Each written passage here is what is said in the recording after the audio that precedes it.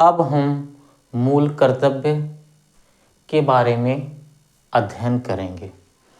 मूल कर्तव्य को हमारे संविधान में भाग 4 का या भाग 4A में जोड़ा गया है। कहाँ जोड़ा गया है?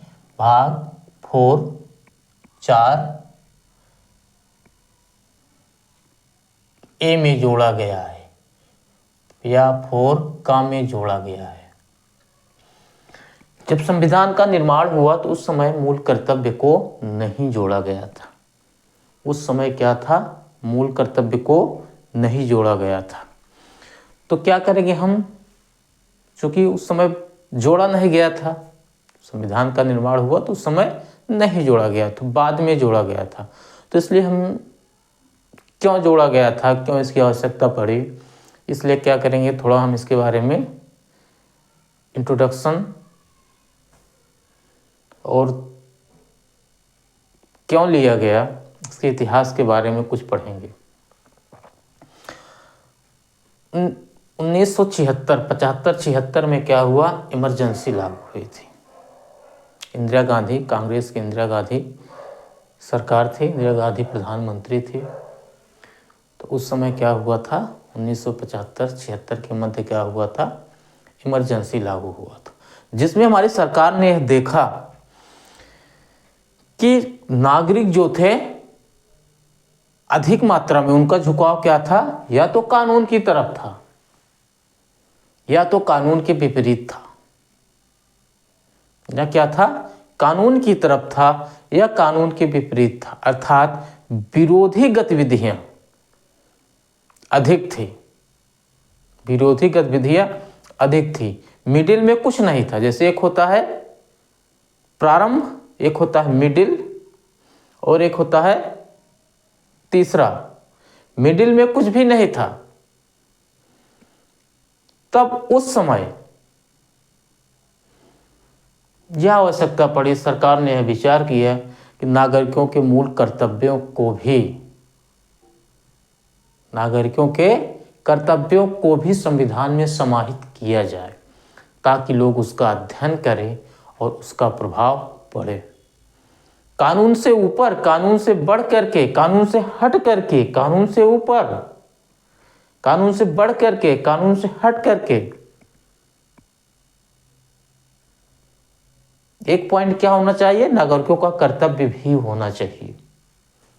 उनकी क्या होना चाहिए? कुछ ड्यूटी भी होनी चाहिए, कर्तव्य भी होने चाहिए। इसी को ध्यान में रखते हुए गवर्नमेंट ने क्या किया? स्वर्ण समिति का गठन हुआ। प्रारंभ में क्या हुआ? इस समिति ने जांच किया। जांच के बाद 8 कर्तव्यों को लागू करने की संस्तुति इन्होंने दे दिया।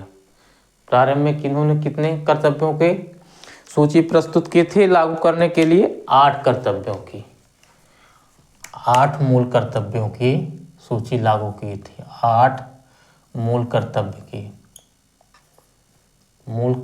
की सूची लागू की थी।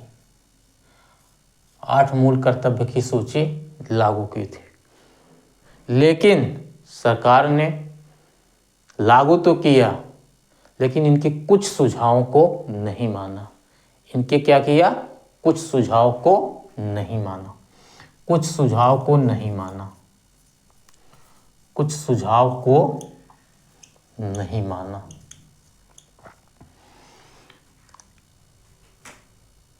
अब देखिए क्या हुआ? मूल कर्तव्य को कहां जोड़ा गया? 4 का में जोड़ा गया।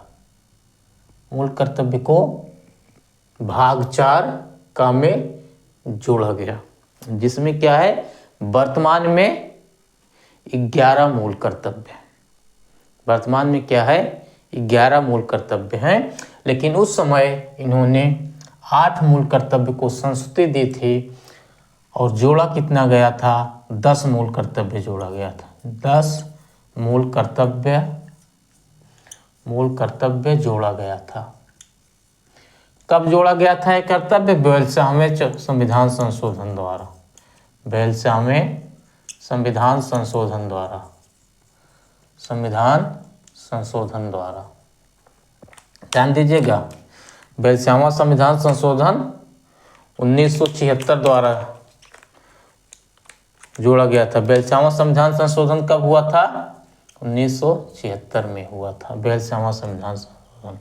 और 10 मूल कर्तव्य को उस समय जोड़ा गया था, 10 मूल कर्तव्य को जोड़ा गया था। संस्कृति किसने दिया था? 8 मूल कर्तव्यों को। इनमें से कम इनके 2 या 3 मूल कर्तव्य को नहीं माना गया था, उसको मैं बता रहा हूँ। एक चीज आप यहाँ और ध्यान दीजिए कि यह कहाँ से प्रेरित है? रूस के संविधान से प्रेरित है। कहाँ से प्रेरित है? ध्यान दीजिएगा, रूस के संविधान से प्रेरित है। रूस के संविधान से प्रेरित है। रूस के संविधान से प्रेरित है या लिया गया है। हम जानते हैं कि हमारा संविधान जो है किसी न किसी संविधान के स्ट्रक्चर पर आधारित है। किसी न किसी संविधान के क्या है? स्ट्रक्चर पर आधारित है। जिससे मकान का एक नक्शा होता है उसी पर आधारित होता है, उसी नक्शे पर आधारित है। किसी न किसी देश पूरी तरह नहीं लिया गया है कि हम जैसे हमारे संविधान को उधार का थैला, नकल का थैला सब कहता है, ऐसा नहीं है। हमने उनके स्ट्रक्चर को लिया, स्ट्रक्चर को अध्ययन किया। हमारे संविधान विदों ने 60 से अधिक देशों के संविधान का अध्ययन किया था, तब उन्होंने अपने संविधान का निर्माण किया था। ऐसा संविधान विश्व में कहीं है नहीं। उन्होंने इस प्रकार निर्माण किया था कि जब निर्माण किया तो उस समय से लेकर फ्यूचर तक देखा था, बहुत दूर तक देखा था। और इसी प्रकार आज तक हम उसमें आवश्यकता अनुसार संशोधन करते आ रहे हैं और उसका पालन करते आ रहे हैं। तो रूस के संविधान से लिया गया है, इसका स्ट्रक्चर रूस के संविधान से लिया गया है। रूस के संविधान में है और अमेरिका, जर्मनी, फ्रांस कहीं नहीं है। ठीक है, तो अब क्या करेंगे? हम मेन पॉइंट को देखेंगे, उसके बाद तब आगे अध्ययन करेंगे, तब समझ में आएगा। अब चलते हैं मेन पॉइंट के देखते हैं। पॉइंट नंबर 1 है संविधान का पालन करें। क्या करें? संविधान का पालन करें, उसके आदर्शों, संस्थाओं और राष्ट्रध्वज का आदर करें। उसके आदर्शों, संस्थाओं, राष्ट्रध्वज और राष्ट्रगान का आदर करें। नंबर 2 क्या है? स्वतंत्रता के लिए, ध्यान दीजिए, स्वतंत्रता के लिए हमारे राष्ट्रीय आंदोलन को प्रेरित करने वाले, हमारे राष्ट्रीय आंदोलन को प्रेरित करने वाले उच्च आदर्शों को हृदय में संजोए रखें और उसका पालन करें। दूसरा हो गया।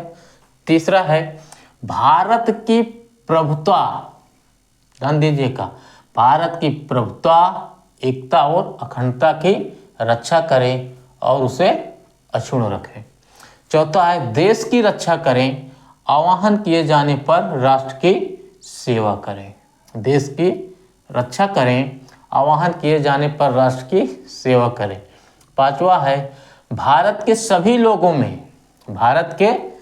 लोगों में समरसता और समान भ्रातृत्व की भावना का निर्माण करें।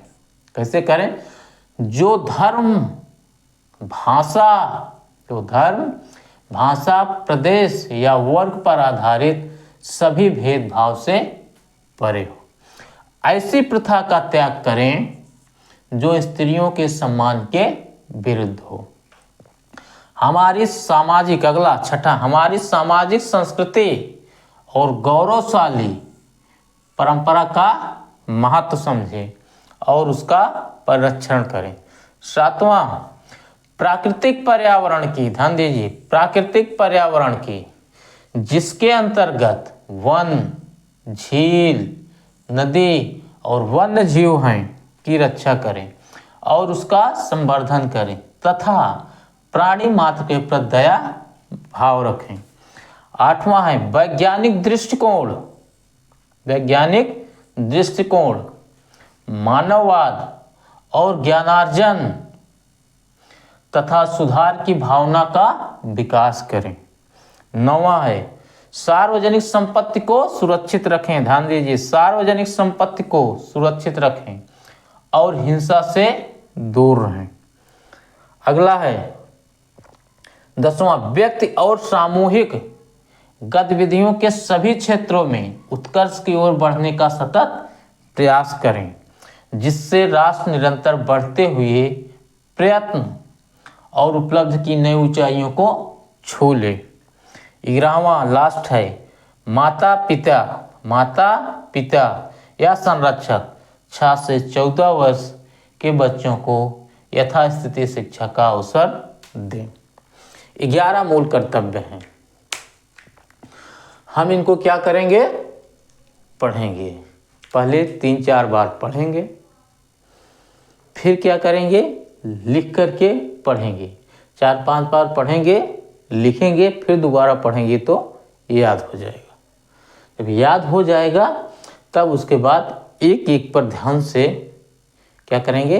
ध्यान से उसका क्या करेंगे? उसके बारे में डिटेल से पढ़ेंगे, तब समझ में आ जाएगा। बहुत इसमें गहराई की ज़रूरत नहीं है, इसके जो कि अर्थ जाने, इसकी व्याख्या जाने, ये सब नहीं है। ठीक है, एकदम नॉर्मली जैसे आपको याद आ जाएगा, समझ में आ जाएगा। तो अब हम यहाँ देखते हैं कि स्वर्ण सिंह समिति का जो गठन हुआ था, उन्होंने 8 मूल कर्तव्यों की सूची में कुछ सुझाव दिया था और उनके कुछ सुझाव को नहीं माना गया था। जैसे क्या नहीं माना गया था? नंबर 1 देखते हैं कि कर लेना। इन्होंने एक सुझाव दिया था, कर देना या सरकार द्वारा कर देना, नागरिकों का कर देना भी कर्तव्य माना गया था, लेकिन सरकार ने इसको निकाल दिया। और इन्होंने एक सुझाव दिया था, उसको क्या कहते हैं? जनसंख्या नियंत्रण का भी सुझाव दिया था ना, जनसंख्या नियंत्रण का भी सुझाव दिया था। सरकार ने इसे भी मूल कर्तव्य में नहीं लिया। और क्या दिया था? इन्होंने यह भी सुझाव दिया था कि जो संविधान का पालन ना करें, जो मूल कर्तव्य का पालन ना करें, उनके लिए दंड की व्यवस्था हो, उनके लिए दंड की व्यवस्था हो। क्या हो? दंड की व्यवस्था हो। उसको भी हमारी सरकार ने क्या किया था? स्वीकार नहीं किया था। जिस प्रकार राज्य के कर्तव्य को संविधान में सरकार ने क्या किया? जिस प्रकार राज्य के कर्तव्य को, राज्य क्या क्या कर्तव्य है, राज्य को क्या चाहिए, मैंने आपको राज्य के नीति निर्देशक तत्व में पढ़ाया कि जैसे ही राज्य के पास, उसके पास क्या हो? कार्य करने की क्षमता हो, या जैसे वो विकास करना चाहे, उसको क्या करना है, सरकार बने उसके बाद क्या करना है। जैसे कोई व्यक्ति अधिकारी हो जाए, उसके बाद वो क्या करेगा, कुछ तो उसके बारे में लिखा होगा कहीं, वही करेगा ना। उसी प्रकार सरकार को करने के लिए राज्य में क्या किया गया है? संविधान में राज्य के नीति निर्देशक तत्व के रूप में लिखा गया है। मैंने आपको नीति निर्देशक तत्व पढ़ा भी दिया है, एक एक अनुच्छेद के बारे में, आर्टिकल के बारे में पढ़ा है, तो उसे जा करके देखिए। उसी प्रकार सरकार ने क्या किया? राज्य का जैसे कर्तव्य है, जैसे राज्य का कर्तव्य, उसे नागरिकों का भी कुछ कर्तव्य होना चाहिए। ये नहीं कि कानून का ही पालन करें या कानून का ना पालन करें, दो पक्ष नहीं होना चाहिए, एक तीसरा पक्ष भी होना चाहिए। उनका एक कर्तव्य होना चाहिए, वो उसको करें, वे उसको करें। तो चलते हैं, हम फिर से दोबारा देखते हैं कि संविधान का पालन करें राज्य के प्रत्येक नागरिक का कर्तव्य है। क्या है? स्टार्ट से क्या है? राज्य के प्रत्येक नागरिक का कर्तव्य है। राज्य के प्रत्येक नागरिक का कर्तव्य है, प्रत्येक नागरिक का कर्तव्य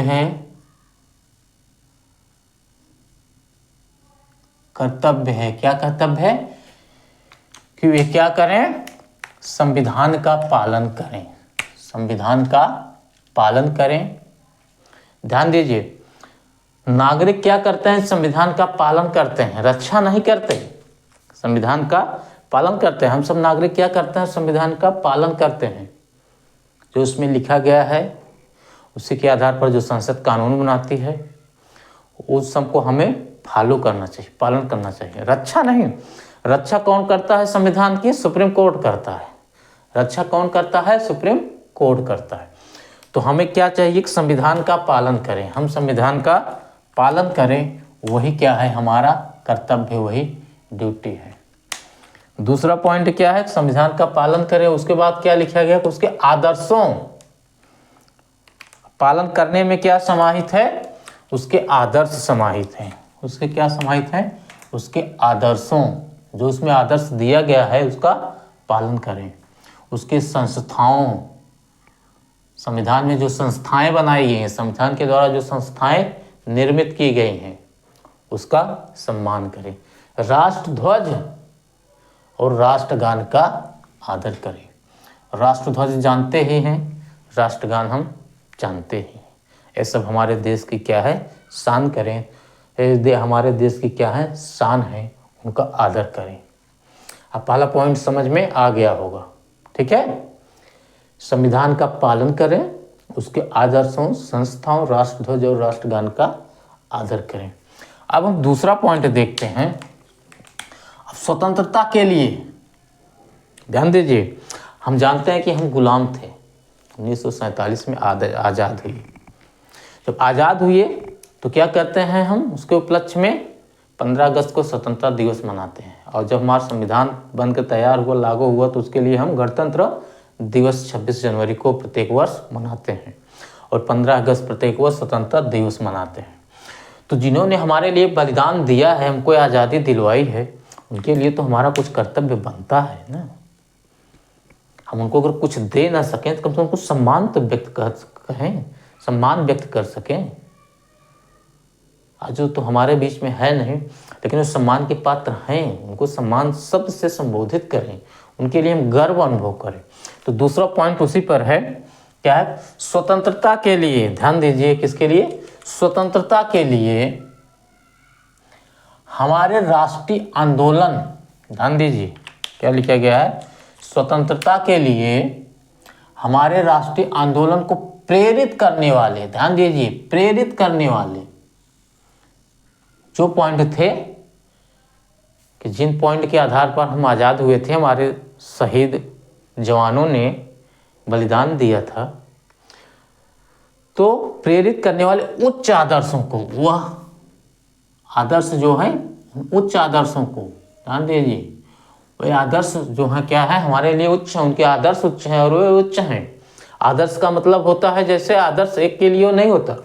जैसे हमारे गांधी जी का अलग, जैसे आज़ादी दिलाने का अलग रवैया था। जैसा कि जब हम देश के स्वतंत्रता आंदोलन को पढ़ाएंगे तो उसमें आपको पढ़ाएं कि नरमपंथी, गर्मपंथी, सब उदारवादी सब थे, उसके बारे में बताएंगे, पढ़ाएंगे। लेकिन हमें सबका सम्मान करना चाहिए। जैसे कुछ शहीद, कुछ जवान हिंसात्मक तरीके से आज़ादी लेना चाहते थे, कुछ जैसे गांधी जी या उनके और जो अनुयायी थे, आपको पढ़ाएंगे, डिटेल में पढ़ाएंगे, आंदोलन पढ़ाएंगे तो ये सब अहिंसा के समर्थक थे, अहिंसा के माध्यम से लेना चाहते थे।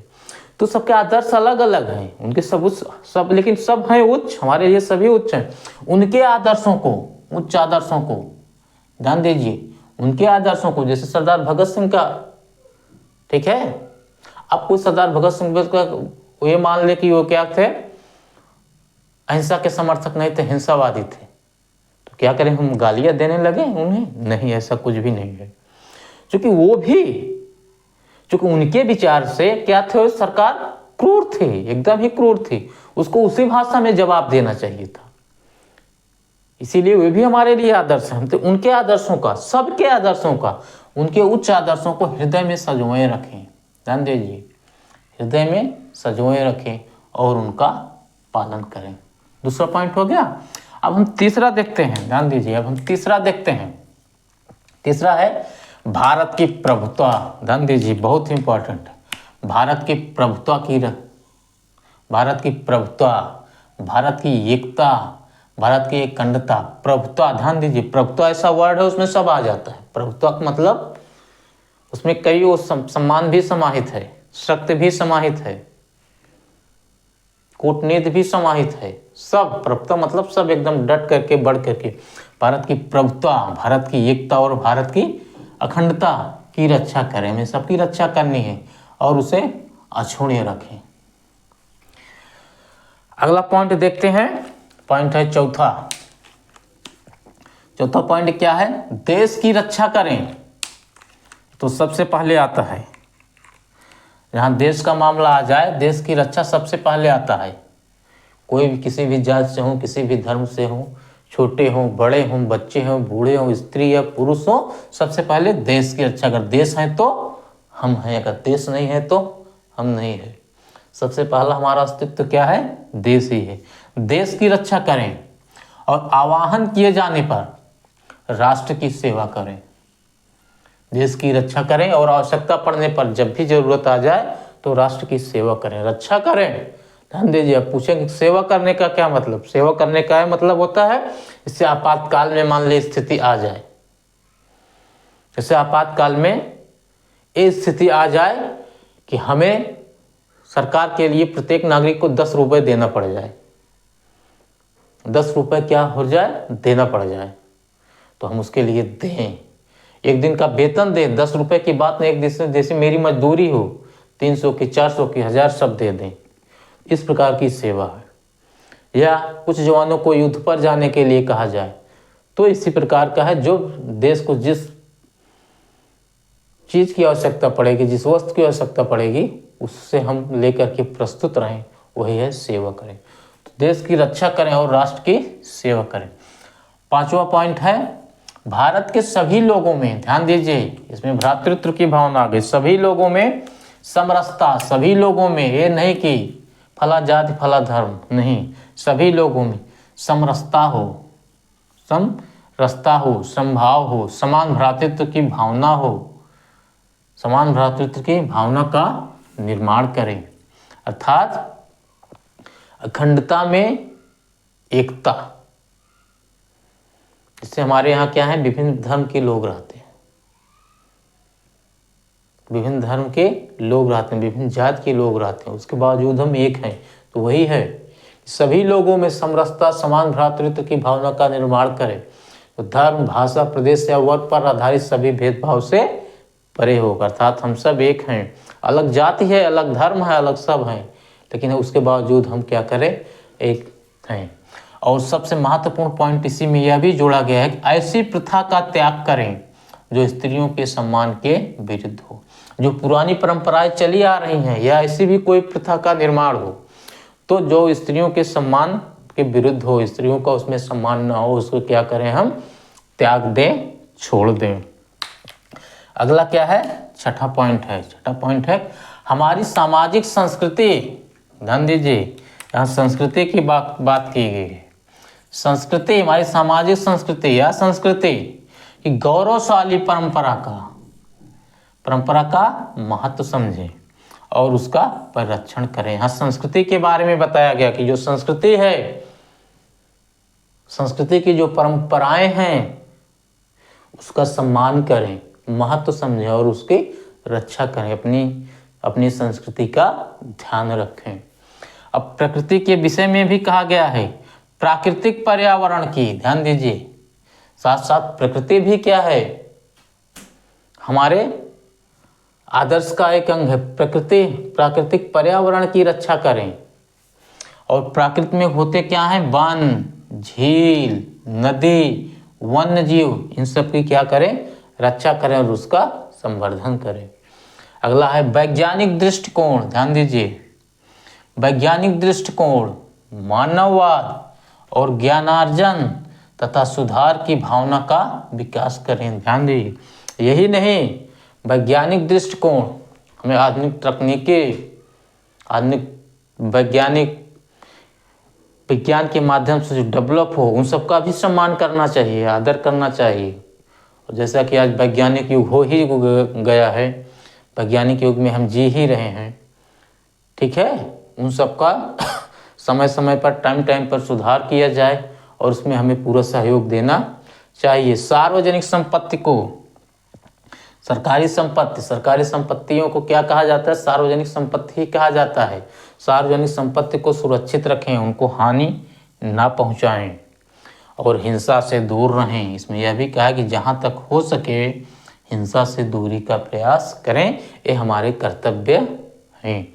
अगला है 10वां कर्तव्य, व्यक्तिगत और सामूहिक गतिविधियों को, व्यक्तिगत और सामूहिक गतिविधियों के सभी क्षेत्रों में उत्कर्ष की ओर बढ़ने का सतत प्रयास करें, जिस पर राष्ट्र निरंतर बढ़ते हुए प्रयत्न और उपलब्ध के नई ऊंचाइयों को छू ले। ध्यान दीजिए, व्यक्तिगत और सामूहिक गतिविधियों के सभी क्षेत्रों में हम अपना विकास करें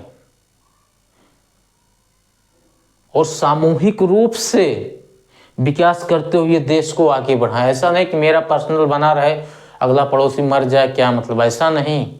अपना विकास करो, गांव का विकास करो, तहसील का, इस स्तर पर काम करो, सामूहिक रूप से हम बढ़ें। जब सामूहिक रूप से बढ़ेंगे तभी देश बढ़ेगा, ऐसे नहीं बढ़ेगा। उसके लिए हमें निरंतर प्रयास करते रहना चाहिए ताकि हम क्या नई ऊंचाइयों को छू सकें। अगला है लास्ट जो है ये संविधान संशोधन के माध्यम से जोड़ा गया था। 86वां संविधान संशोधन, 11वां पॉइंट क्या है, 86। अगला क्या है, 11वां पॉइंट है 86वें संविधान संशोधन द्वारा, 86 संविधान संशोधन 2002 द्वारा, 2002 द्वारा 42वें संविधान संशोधन 10 ही जोड़ा गया था और 46वें संविधान संशोधन 2002 द्वारा जोड़ा गया है कि माता पिता या संरक्षक 6 से 14 वर्ष के बच्चों को यथास्थिति शिक्षा का अवसर दें। तो मतलब कि वो हमारा कर्तव्य है 6 से 14 वर्ष के बच्चों को क्या करें, शिक्षा दें। और यही जा करके मूल कर्तव्य में भी उसी समय संशोधन किया गया था 2002 में, यहाँ भी मूल कर्तव्य में भी है, मूल अधिकार में भी है और राज्य को भी निर्देश दिया गया है, हर एक स्थान पर रख दिया गया, अधिकार में भी है और उसके अलावा क्या है, कर्तव्य में भी है। मूल कर्तव्य की अपनी कुछ विशेषताएं हैं, मूल कर्तव्य की अपनी कुछ विशेषताएं हैं, इसका कुछ महत्व भी है और लोग इसके आलोचना भी करते हैं कि इंडिया में सब प्रकार से लोग हैं, अच्छे कार्यों में भी कमियां निकालते हैं। तो आइए हम देखते हैं, कुछ प्रकाश डालते हैं कि मूल कर्तव्य की क्या विशेषताएं हैं। मूल कर्तव्य की पहली विशेषता यह है, इसमें कुछ नागरिक के कर्तव्य हैं, कुछ नागरिक के कर्तव्य हैं और कुछ क्या है, नैतिक कर्तव्य हैं। दो प्रकार के कर्तव्य हैं, एक क्या है, नागरिक के कर्तव्य हैं, एक नागरिक के कर्तव्य हैं, नागरिक के कर्तव्य, और दूसरा क्या है, नैतिक कर्तव्य है, नैतिक कर्तव्य है, नैतिक कर्तव्य है। तो मैंने 11 पॉइंट पढ़ा है, आपको पढ़ाया है, आप भी पढ़े हैं। तो देखिए नागरिक के कर्तव्य क्या है, नागरिक का कर्तव्य है कि हम क्या करें, राष्ट्र ध्वज, राष्ट्रगान का आदर करें। प्रत्येक भारत के प्रत्येक नागरिक का कर्तव्य है कि वो राष्ट्रगान, राष्ट्रध्वज, राष्ट्रीय चिन्ह, इन सब का सम्मान करे और आदर करें। ये क्या है, नागरिक कर्तव्य है। ये क्या है, नागरिक कर्तव्य है। राष्ट्रगान और क्या, राष्ट्रध्वज, राष्ट्रीय चिन्ह इत्यादि। हालांकि राष्ट्रीय चिन्ह इसमें नहीं है शब्द का वर्णन, लेकिन हमारा कर्तव्य बनता है, नागरिक का कर्तव्य बनता है इन सब का क्या करें, पालन करें। और देश की रक्षा, ये सब क्या है, नागरिक का कर्तव्य है। अब कुछ पॉइंट देखते हैं। नैतिक कर्तव्य, नैतिक कर्तव्य, नैतिक कर्तव्य क्या है? जैसे देखिए, स्वतंत्रता के लिए, नंबर 2 में, स्वतंत्रता के लिए हमारे राष्ट्रीय आंदोलन को प्रेरित करने वाले उच्च आदर्शों को, उच्च आदर्श यहाँ क्या है? नैतिक कर्तव्य, उच्च आदर्श, उच्च आदर्श। उच्च आदर्श को क्या करें? हृदय में संजोए रखें। मेरा नैतिक कर्तव्य है हमारे देश के जितने भी स्वतंत्रता सेनानी हैं, आज़ादी के समय हम उनका क्या करें? सम्मान दें, उनको पालन करें, उनके विचारों का सम्मान करें।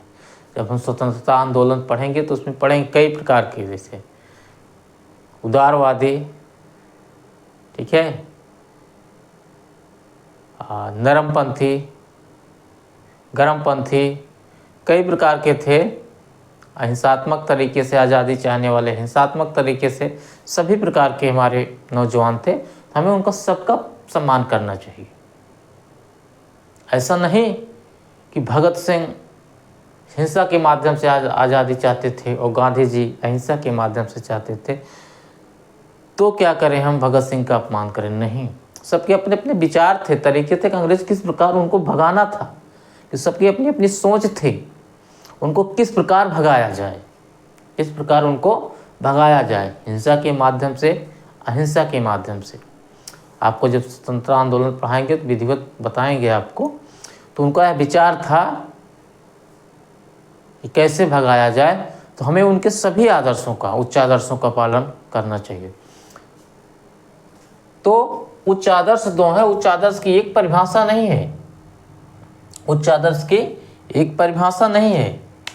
आपको हम आलोचना में भी पढ़ाएंगे, अभी विशेषता पढ़ा रहे हैं, इसकी एक परिभाषा नहीं है, आलोचना में भी पढ़ाएंगे। अभी एक परिभाषा नहीं है, सबका अपना अपने विचार के अनुसार अलग अलग है, अलग अलग है विचार के अनुसार, ध्यान दीजिएगा। जैसे क्या है, धर्म की परिभाषा नहीं है, जैसे क्या है, धर्म की एक कोई परिभाषा नहीं है, ध्यान दीजिएगा, कोई परिभाषा नहीं है, कोई परिभाषा नहीं है, परिभाषा नहीं है, क्योंकि सबका अपना अपना अलग अलग धर्म होता है। जहाँ भी जो व्यक्ति खड़ा है, सबका अपना अपना धर्म होता है। फॉर एग्जाम्पल के लिए, हिंसा करना अर्थात किसी व्यक्ति की हत्या करना पाप है, किसी व्यक्ति की हत्या करना पाप है, नहीं चाहिए, अनलीगल है, अपराध है, कानूनी तरीके से अपराध है। लेकिन जब अपने देश की रक्षा की बात आ जाए तो उस समय क्या है? उस समय अपराध नहीं है। उस समय व्यक्ति जो मारता है उसको क्या करता है? सम्मान दिया जाता है। हमारे यहाँ विभिन्न प्रकार के पुरस्कार बने, तो वहाँ नहीं है। इसी प्रकार क्या है, सबका अलग अलग धर्म है। हम अपने ग्रंथों में देखते हैं, चाहे गीता को उठा लीजिए, चाहे रामायण को उठा लीजिए, महाभारत में देखिए जितने किरदार हैं, चाहे वो कर्ण हो, चाहे अर्जुन हो, चाहे कृष्ण हो, चाहे भीष्म हो, सबके अपने अपने कर्म क्या हैं? अलग अलग। हालांकि उसको धर्म और अधर्म में बांटा गया है। अधर्म की तरफ भी धर्म करने वाले थे, जैसे भीष्म, कर्ण, ये सब अधर्म नहीं कर रहे थे, अपने हिसाब से धर्म कर रहे थे, अपने हिसाब से धर्म कर रहे थे। वो धर्म करते हुए अधर्म का साथ दे रहे थे, धर्म करते हुए, अपने धर्म का पालन करते हुए अधर्म का साथ दे रहे थे, लेकिन वे धर्म ही कर रहे थे। तो इसी प्रकार धर्म की एक परिभाषा नहीं होती और उच्च आदर्श वगैरह की एक परिभाषा नहीं होती, अलग अलग परिभाषा अपने अपने अनुसार होती है। तो ये विशेषता है। अगली विशेषता देखते हैं, क्या है? यह जो मूल कर्तव्य है केवल नागरिकों के लिए है, ध्यान दीजिए, केवल नागरिकों के लिए है, विदेशियों के लिए नहीं है, केवल नागरिकों के लिए,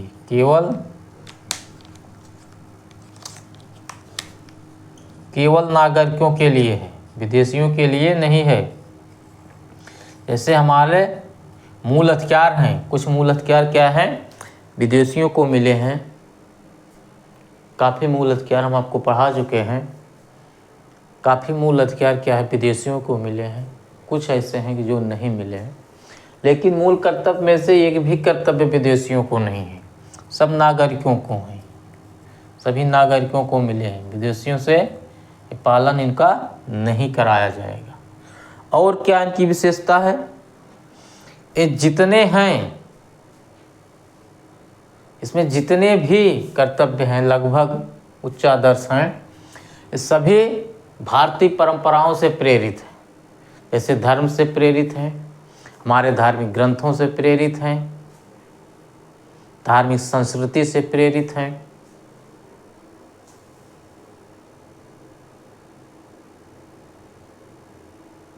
ग्रामीण संस्कृति से प्रेरित हैं, सभी प्रकार से क्या है, प्रेरित हैं। और क्या है, इनकी एक विशेषता और है, इनके पालन न करने पर दंड की व्यवस्था नहीं की गई है। कि जैसे आप पालन नहीं करेंगे तो दंड की व्यवस्था की गई है, ऐसे संविधान में कहीं लिखा नहीं गया है।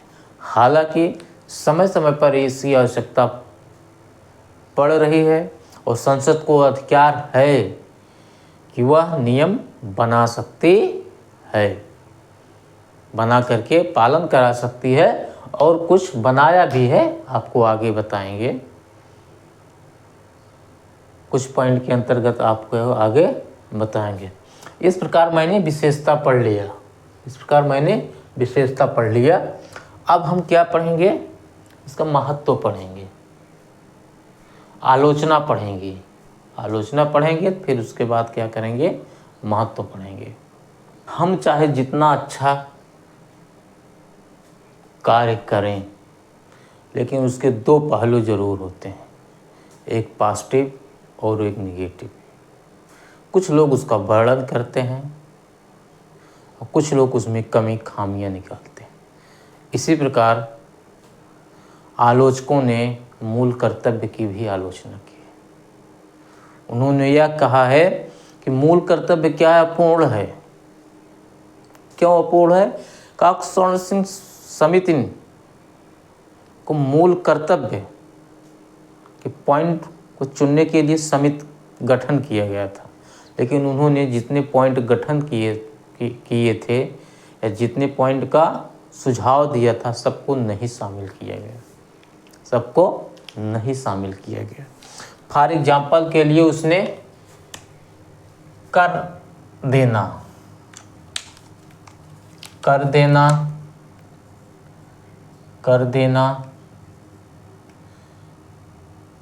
जनसंख्या नियंत्रण या परिवार नियोजन,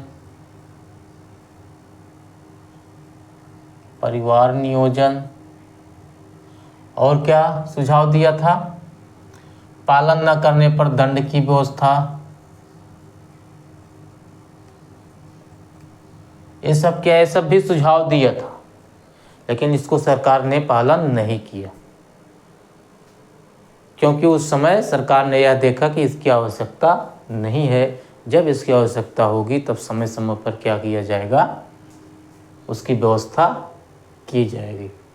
और आलोचकों ने दूसरा पॉइंट क्या ढूंढा, पहला पॉइंट था, दूसरा पॉइंट क्या ढूंढा आलोचकों ने, उन्होंने कहा कि इसमें कुछ ऐसे शब्द हैं ना तो उन्हें परिभाषित किया गया है और ना तो यह इंगित किया गया है कि इनके माध्यम से यही कार्य किया जाए। फॉर एग्जाम्पल के लिए उच्च आदर्श हुआ, जैसे क्या हुआ, उच्च आदर्श अर्थात कुछ शब्द बहुअर्थी हैं, ऐसा आप समझ लीजिए कि बहुअर्थी हैं जिनका कोई एक निश्चित अर्थ नहीं है। तो जैसे उच्च आदर्श बहुअर्थी हैं, मैंने विशेषता में भी बताया बहुअर्थी हैं। विशेषता में भी ये पॉइंट है, क्योंकि उच्च आदर्श क्या होता है, धर्म की तरह। जैसे धर्म कि आपको मैंने पीछे बताया, धर्म उच्च आदर्श दोनों क्या है, बहुअर्थी हैं। इनकी एक परिभाषा नहीं होती। और क्या शब्द, जैसे फॉर एग्जाम्पल के लिए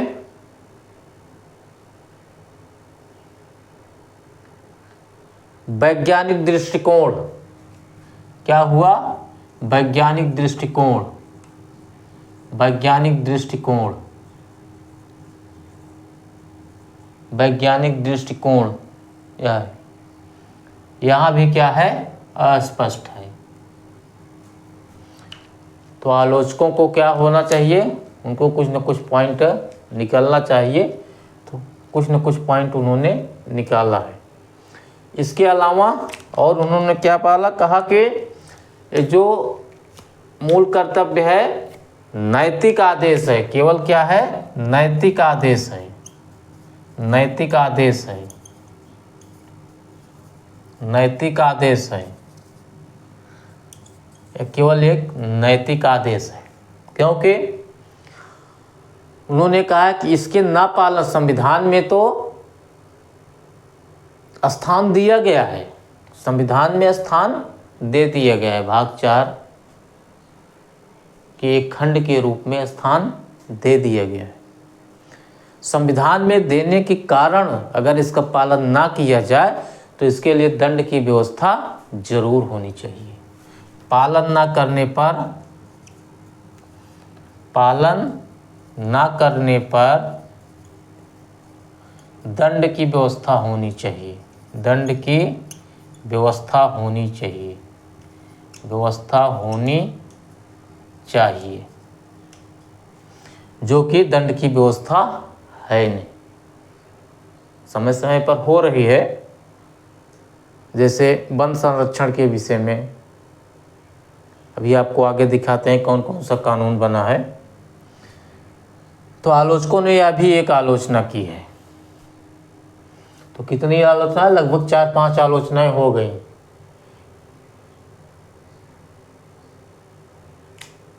चार या 5 हो गई। अब हम इनके महत्व के बारे में पढ़ेंगे, अब हम इनके महत्व के बारे में पढ़ेंगे। जब हम अपने अधिकारों का प्रयोग करते हैं तो उसके साथ साथ हमें मूल कर्तव्य भी दिखाई देते हैं। फॉर एग्जाम्पल के लिए, जब हम विरोधी गतिविधियों में संलिप्त होते हैं और गलत कार्य करते हैं, फॉर एग्जाम्पल के लिए जैसे हम सार्वजनिक संपत्ति को जलाते हैं, सरकारी संपत्तियों को नुकसान पहुंचाते हैं, राष्ट्रगान का अपमान करते हैं, राष्ट्रध्वज का अपमान करते हैं, तो उस समय मूल कर्तव्य क्या करते हैं, हमें यह दिखाते हैं कि नहीं, हम देश के नागरिक हैं, हमें ऐसा नहीं करना चाहिए। यहाँ तक कि जो विरोधी तत्व होते हैं उनको भी समझाने का प्रयास करते हैं। जो हमारे बीच के जो विरोधी अराजक तत्व होते हैं उनको भी यह समझाने का प्रयास करते हैं कि ऐसा हमें नहीं करना चाहिए। देश की संपत्ति अपनी संपत्ति होती है, देश का मान अपना मान होता है, देश का सम्मान अपना सम्मान होता है। पहले देश है तो हम हैं, इसलिए हमें देश के प्रत्येक चिन्ह, ध्वज, गान सबका सम्मान करना चाहिए और संपत्ति को, सार्वजनिक संपत्ति को अपने संपत्ति से अधिक सुरक्षित रखना चाहिए। इसके अलावा जब जजमेंट होता है या किसी कानून पर क्या होता है, बहस छिड़ती है, तो वहाँ भी जज को निर्णय लेने में जो मूल कर्तव्य होते हैं वहाँ भी ये क्या करते हैं, पथ प्रदर्शक का काम करते हैं। जब संदेहात्मक कानून पर या कोई ऐसा मुद्दा आ जाता है जहाँ परिस्थितियाँ गंभीर हो जाती हैं, तो यही हमारी सामाजिक आवश्यकताएं मूल कर्तव्य ही उसके निर्णय का एक स्रोत बनते हैं। जज इनका सहारा लेते हैं, उसके बाद क्या करते हैं, अपना निर्णय देते हैं। इस प्रकार हम जहां भी देखते हैं वहां क्या होता है, मूल कर्तव्य हमारे साथ खड़े रहते हैं। ये हमें बताते हैं, मूल कर्तव्य हमें यह बताते हैं कि हम कानून के हाथ की कठपुतली नहीं है। इस कानून का पालन करें, उस कानून का पालन करें, उस कानून का पालन करें, उस नियम का पालन करें, नहीं। हमारे अपने दायित्व हैं देश के प्रति, अपने नागरिकों के प्रति, अपने साथियों के प्रति, अपने समाज के प्रति, अपने संस्कृति के प्रति, अपने ग्रंथों के प्रति, अपनी परंपराओं के प्रति हमारे क्या है, कर्तव्य हैं। हमें उसका पालन करना चाहिए और हम करेंगे। मेरा देश है, कानून से अधिक हमें कर्तव्य को अपने समझना चाहिए, तभी हमारे देश का विकास होगा। इस प्रकार जो सरकार ने, इंदिरा गांधी सरकार ने कदम उठाया था, उसका परिणाम हमें आज भी देखने को मिल रहा है।